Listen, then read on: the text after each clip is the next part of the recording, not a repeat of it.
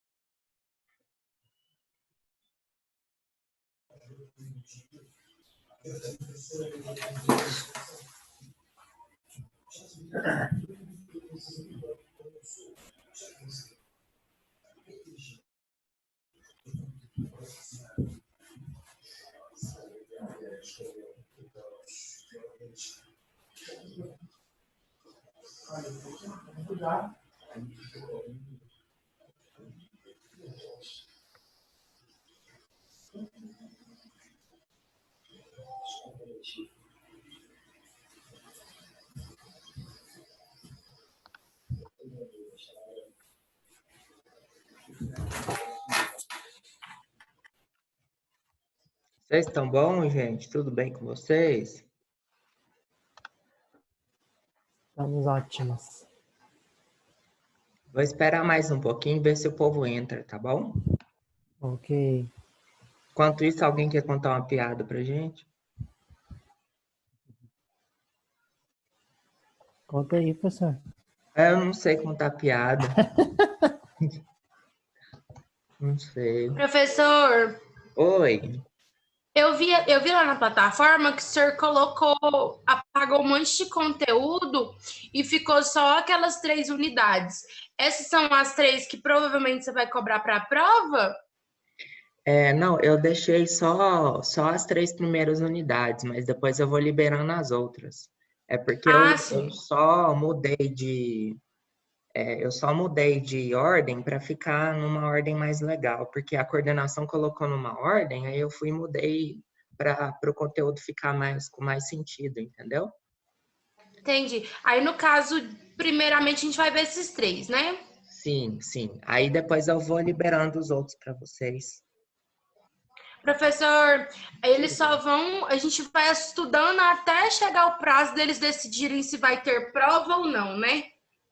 Bom, ó, eu recebi um comunicado da direção hoje, a partir da coordenação, falando que as provas talvez serão no mês que vem, no começo do mês que vem. Só que ainda não é a última palavra, né? Então a gente vai ver como é que vai ser o andamento, né? Se vocês estão seguros com a plataforma. E aí, não sei se a gente vai voltar mês que vem, né? Tudo é uma dúvida ainda, né? Então, quando eu ficar sabendo, eu passo para vocês. Aí, o que eu peço para vocês? Para irem estudando a plataforma, né? Porque a minha aula, vocês estão vendo que ela está bem em cima da plataforma, né? E também a minha prova, ela será em cima do conteúdo. Então, vocês vão estudando a plataforma, ver se tem alguma dúvida. Se tiver alguma dúvida, pode tirar comigo, né? E aí a gente vai conduzindo o conteúdo. Acredito que vai ser bem tranquilo, tanto a prova quanto a condução do conteúdo. Mas se tiver alguma dúvida, alguma coisa, aí vocês vão falando para mim que a gente vai melhorando esse contato. Tudo bem? Aí, só para confirmar, sexta-feira a gente não tem aula, né? Não precisa acessar a plataforma nem nada. Isso, sexta-feira é feriado, graças a Deus, né, gente? E Um aí, descanso. isso. E aí, como eu falei para vocês aulas anteriores, né? Vocês não precisam acessar a plataforma no dia que eu estou dando aula. No dia que eu estou dando aula, vocês podem só prestar atenção na minha aula e é preferível vocês verem a minha aula primeiro para depois entrar na plataforma e ver o conteúdo, porque eu já vou facilitar o entendimento de vocês na plataforma. Tudo bem? Então eu peço para vocês virem, por exemplo, hoje, né? Teve o conteúdo da semana passada, né?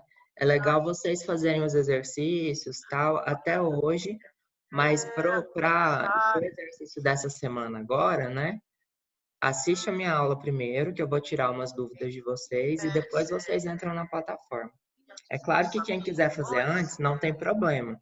Só que eu acho que eu dando aula antes facilita o entendimento para vocês na plataforma. Tá bom? Combinado, gente? Combinado. Certo? Combinado. Mais alguma dúvida? Acho que só isso. Tranquilo, né? Vamos fazer assim, então. Vamos colocar no mudo o som de vocês. E aí, só tirar do mudo quando for perguntar alguma coisa, pode ser? E aí, qualquer coisa que vocês quiserem perguntar para mim, pode perguntar durante a aula, que eu paro o conteúdo para a gente conversar, tá certo? Bom, vamos lá então. Hoje também é um pouco de revisão, né? Porque essa parte de citologia bacteriana a gente já viu no conteúdo em sala de aula, né? Só que essa parte é muito importante, então eu resolvi deixar o conteúdo para vocês darem uma reforçada. A partir da semana que vem, a gente vai ver matéria nova, tá certo? E aí, vai ser naquela ordem que eu coloquei para vocês. À medida em que for passando o tempo, eu vou liberando mais conteúdo e a gente sempre vai assistindo às aulas. Eu não sei se vocês viram, mas eu coloquei a aula da semana passada no YouTube. Hoje, eu demorei um pouquinho, mas eu vou tentar colocar a aula sempre no mesmo dia, tá bom? Então tá lá no meu canal do YouTube, se vocês quiserem dar uma recordada lá, pode olhar lá, tá certo? E hoje, quando terminar a aula, eu vou colocar lá também, tá certo? Bom, hoje nós vamos falar de citologia bacteriana. A gente já viu, né, esse conteúdo todo em sala de aula, ele é um conteúdo bem extenso, mas aqui eu vou dar ele de uma forma bem mais facilitada para vocês. Então, aqui mais um ambiente de revisão, tá certo?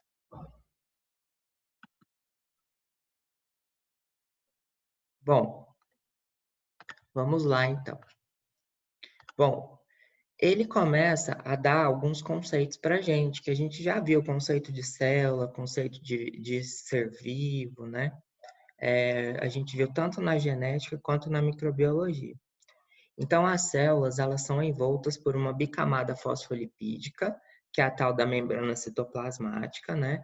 Na qual estão inseridas proteínas com diversas funções, né? Que são as proteínas de membrana, as proteínas responsáveis pelo transporte da tal da permeabilidade seletiva, né? E o colesterol para auxiliar na fluidez da célula. Essa estrutura tem como papel separar o espaço intracelular e o extracelular. As células são verdadeiras fábricas bioquímicas que usam os mesmos blocos construtores para sintetizar suas biomoléculas, proteínas, lipídios, ácidos nucleicos, carboidratos. Lembrando, né, gente, que a célula bacteriana, que é a célula procariótica, ela não tem colesterol na sua membrana citoplasmática. A gente já conversou sobre isso, né?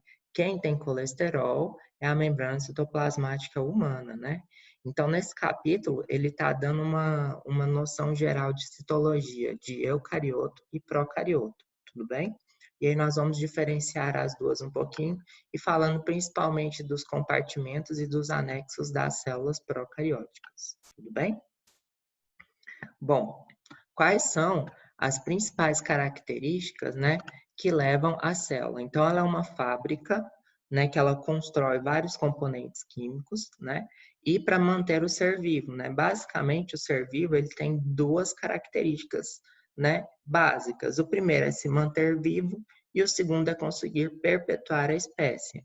Isso a partir do metabolismo, que são um conjunto de reações químicas, geralmente, né, geralmente não, sempre comandadas por enzimas, que são moléculas que são responsáveis por catalisar reações químicas. Tudo bem? Certo? Então, quais são as principais características, né, de uma célula? A primeira é a hereditariedade, né? A molécula de DNA fita dupla é responsável por armazenar suas características, né? Então, nós já aprendemos quais são as constituições de um DNA.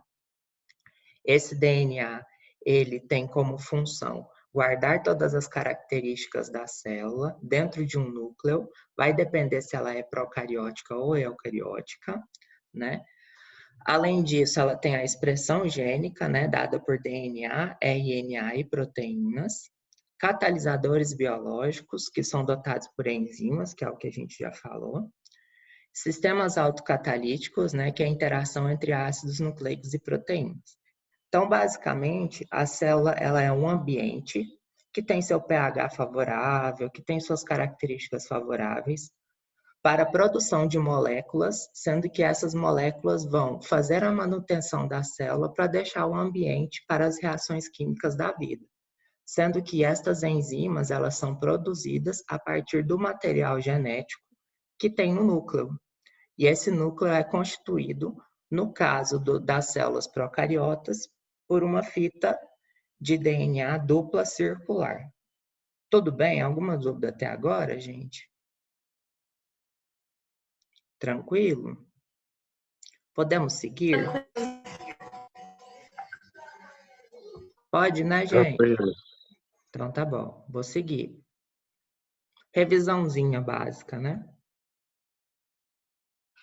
Bom, olha aqui uma célula, né? Nesse caso aqui, vocês acham que ela é uma célula procariótica ou eucariótica?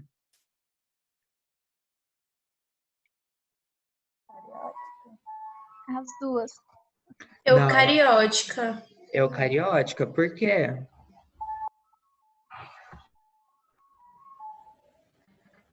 Porque ela é bem mais complexa, ela tem as organelas delas, ai, não sei explicar, professor, mas eu lembro que ela é mais, por ela ser mais complexa, ela tem... Você já explicou, já. Por que que a célula eucariótica tem que a procariótica não tem, gente? Organelas citoplasmáticas, né? Ela já explicou. Com uma palavra só, ela já explicou. Então, o que que a gente vê aqui? Que existe numa célula eucariótica que não tem na procariótica. Vamos lá? Vamos, que vocês estão conseguindo ler, que está bem pequenininho, né? Ó, nós temos aqui, ó, envelope nuclear. Como é que chama isso daqui? Carioteca, né? Célula procariótica tem carioteca? Não, ela tem aparelho nuclear, ela tem DNA, porém ela não é envolta por uma membrana, né? O que que nós temos além disso? Ó, mitocôndria. Célula procariótica tem mitocôndria? Não tem, né? Quem que faz o papel da mitocôndria na célula procariótica? Vocês lembram? Ou não lembram? Hã? Não lembro, não. O MacGyver da célula. Quem que é o MacGyver da célula procariótica? O Chuck Norris. Alguém falou, a membrana, não é? Então, a mitocôndria, ela é substituída pela membrana citoplasmática da célula, não é? Procariótica, né? Então, essas organelas, né? Elas deixam a célula eucariótica muito mais funcionalizada, muito mais evolutivamente melhor, né? Então, ela tem as suas funções muito bem mais compartimentalizadas e as funções ocorrem melhor do que uma célula procariótica. Mas isso não quer dizer que um organismo procariótico não cause mais doença ou menos doença, não é? Por exemplo, vocês conseguem determinar qual doença que é pior? Uma doença de um parasita ou uma doença de uma bactéria? Bactéria, eu acho. Depende, não é? Os dois são ruins, né? Isso. Um parasita, ele é eucarionte. Uma bactéria, ela é procarionte, né? Então, não tem como a gente determinar. E, na verdade, a bactéria, por ela ser tão simples, ela consegue utilizar a sua simplicidade para se tornar mais virulenta ainda. Como que ela faz isso? Como ela tem poucos genes, ela é um organismo muito enxuto, muito facilmente ela consegue se multiplicar, fazer uma mutação, fazer um processo seletivo ali, né, ecológico seletivo, e ela vai selecionando as cepas resistentes ao ambiente que ela está, principalmente a resistência a fármacos antimicrobianos. Então, na verdade, a bactéria ela pega essa simplicidade e utiliza como forma de se adaptar melhor ao meio, né? Então, na verdade, a gente não pode falar. Se a gente pensar, o organismo mais simples, que nem é considerado vivo, é o vírus. E aí, a COVID, ela é uma doença simples? Não. Não muito, né? Então, a gente não pode fazer essa correlação entre desenvolvimento do organismo quanto ao número de genes, tamanho do núcleo, expressão de proteínas, quanto à virulência dele. Tudo bem? Maíl, você já comeu, Maíl? Você já Ainda jantou? não. Ah, Ainda hoje você tá com fome, né? Tô. Tudo bem até aqui, gente? Uhum. Bom, ele começa a falar agora dos componentes citológicos da bactéria, tudo bem? Então, nós vamos falar um pouquinho, né, da parede celular, da membrana citoplasmática, né, que é meio uma revisão do que a gente já viu. Por exemplo, a parede celular, ela protege a bactéria, confere-lhe rigidez e isola as células dos outros ambientes, né? Além disso, separa o ambiente externo do interno. Vocês lembram qual que é o principal constituinte da parede celular bacteriana? É o peptídeo glicano, né? Lembra que a diferença da parede celular da bactéria gram-positiva é diferente da gram-negativa? A gram-positiva tem uma grossa camada de peptídeo glicano, né? E a presença de ácido teicoico e lipoteicoico.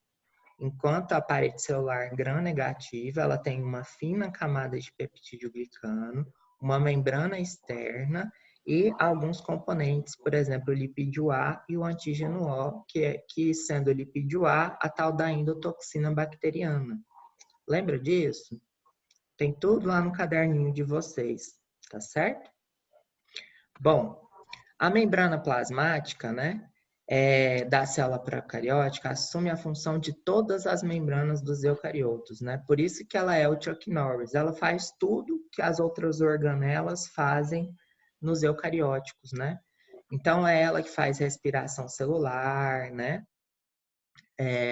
Possui função de síntese de energia, de ATP, transporte de elétrons, segregação de cromossomo, né? Então, é ela que auxilia a produção de várias moléculas no núcleo, síntese de proteínas e também síntese da parede celular. Olha só, muita coisa que ela é responsável, né, gente?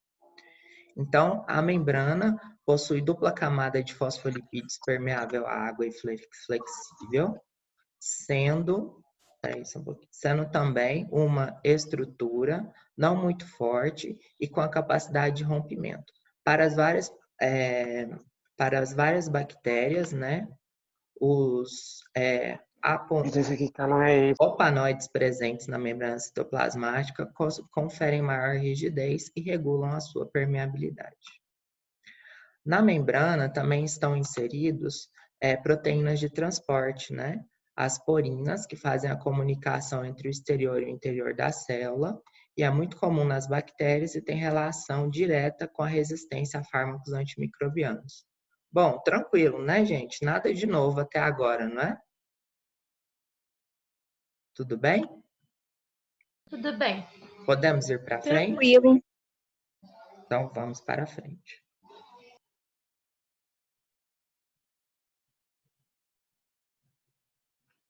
Aqui. Será que eu fui para frente 2 vezes? Deixa eu ver. Não, não foi não, né? Aqui. Aqui só membrana, só mostrando a dupla camada fosfolipídica, né? Bonitinha ela, tal, né? Mostrando que a unidade fundamental dela, né? Que é o fosfolipídio de membrana, né? Aqui, peraí, deixa eu essa canetinha aqui. Deixa eu mexer com ela aqui. Aqui, fosfolipídio de membrana, né? E aí aqui a dupla camada fosfolipídica, né? A membrana citoplasmática, o envoltório celular, tudo bem? E aí depois a constituição da célula bacteriana mesmo. Tranquilo, né, gente? Nada de novo. Bom, o citoplasma, ele é constituído por 80% de água e 20% de proteínas e íons, né, que é o que faz o controle isoelétrico do citoplasma.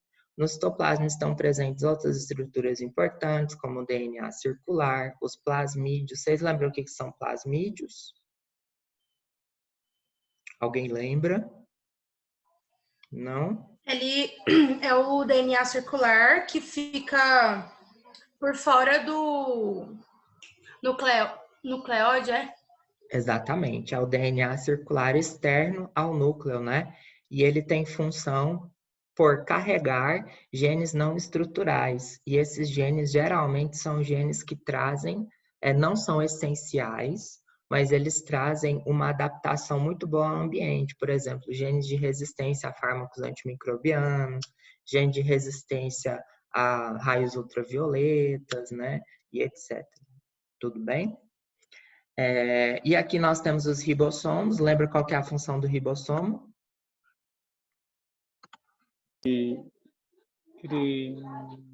Síntese proteica. Síntese proteica, muito bem. E é o que a célula procarionte tem, né? A bacteriana. A eucarionte tem as organelas, que no caso não vem ao caso aqui da gente conversar, né?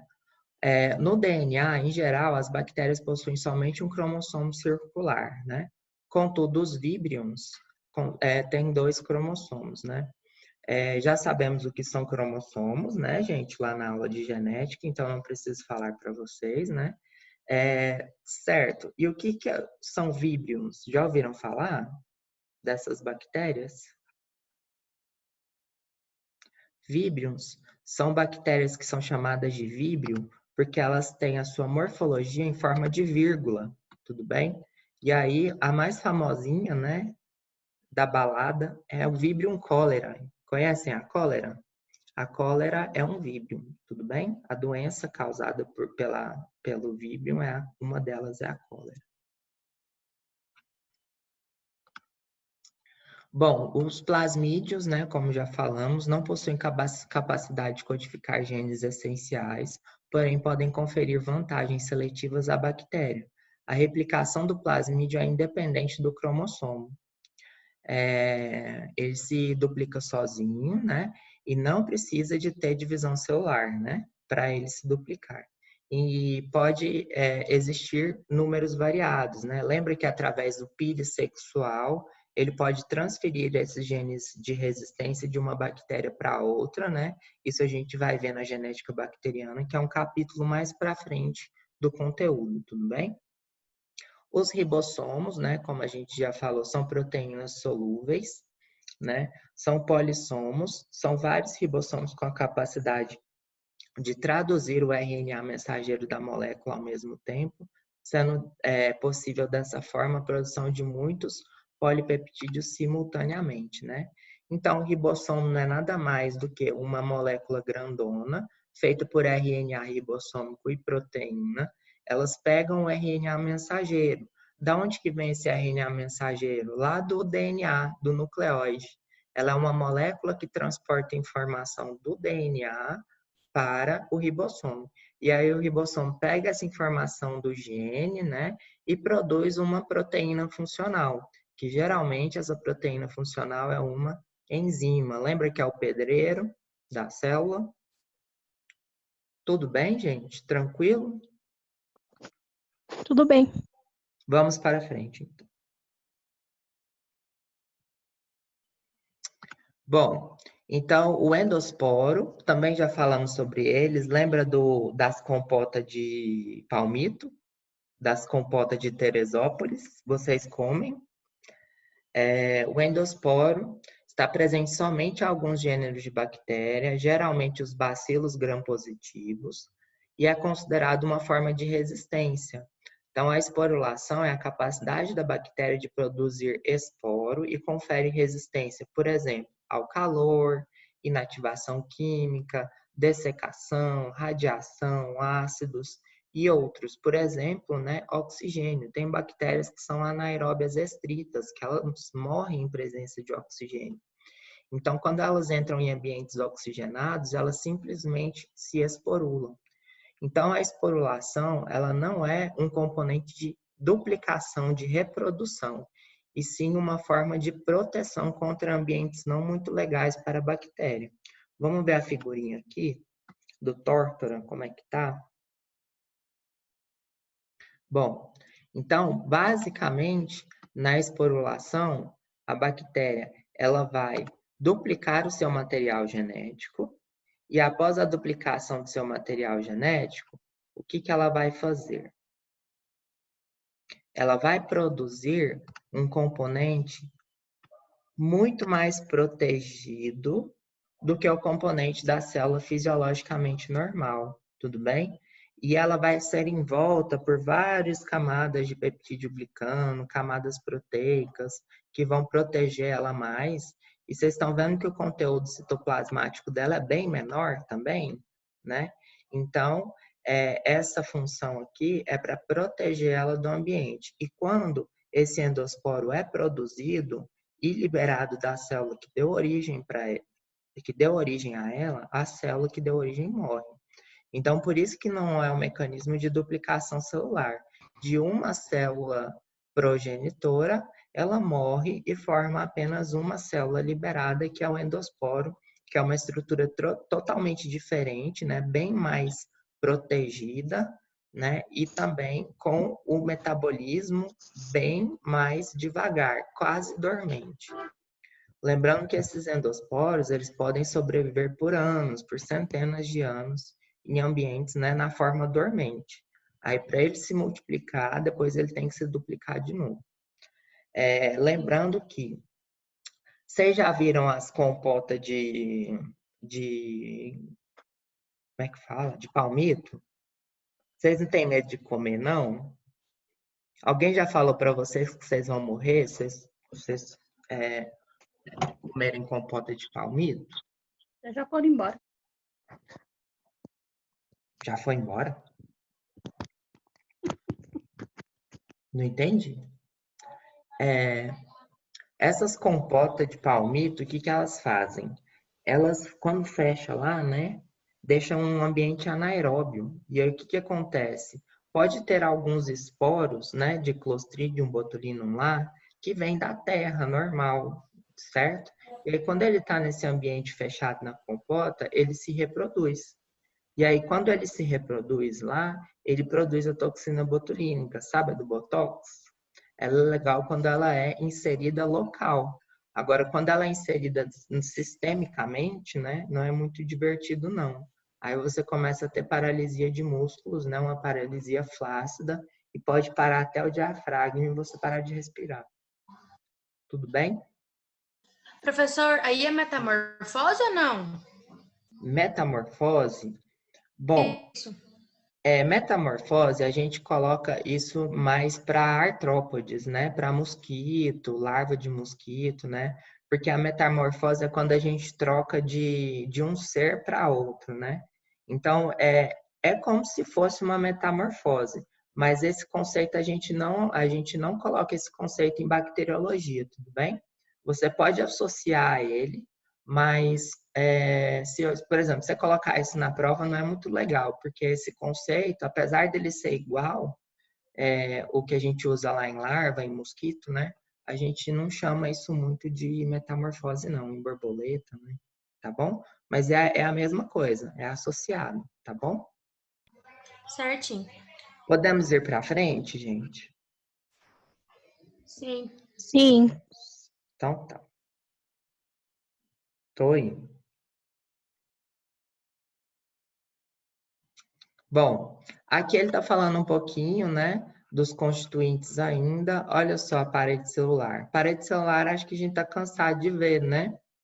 Parede celular. Na parte externa da membrana plasmática está localizada a parede celular. É uma estrutura rígida que confere uma forma de proteção bacteriana.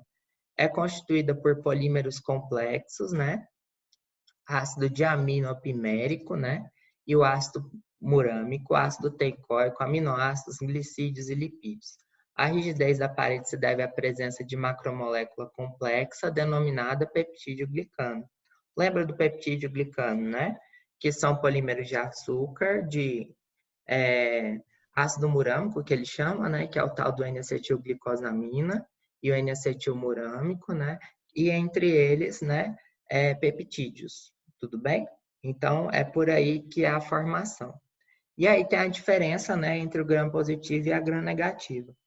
A classificação das bactérias gram-positivas em gram-negativas ocorre em função de sua resposta à coloração de gram, em que diferenças na composição da estrutura da parede celular influenciam na cor de bactérias vistas ao microscópio. Na parede celular podem estar presentes outras estruturas importantes e fatores de patogenicidade da bactéria. Tá, tudo bem. O LPS, né, é um exemplo, são moléculas que encontram-se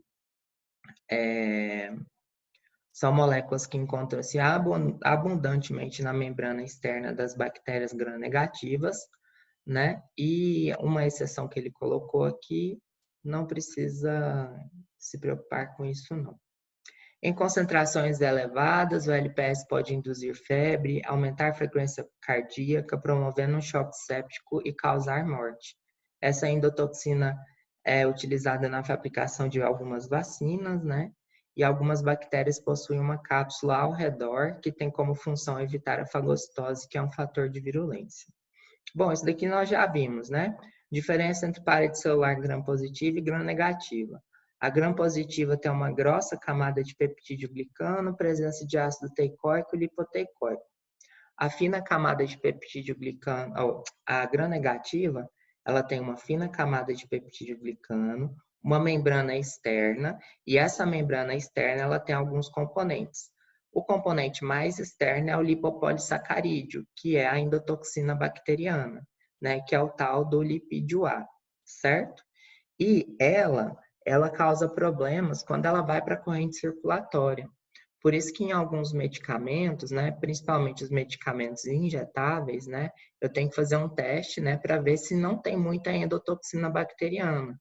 Porque os medicamentos que são introduzidos para nós de via endovenosa, eles não bastam apenas serem estéreis, né? Ou seja, não ter bactéria viva. Lá não pode ter muito pedaço de bactéria morta. Por quê? Porque se tiver muito pedaço de bactéria morta, pode ter essa endotoxina. E essa endotoxina, ela hiperestimula o sistema imunológico.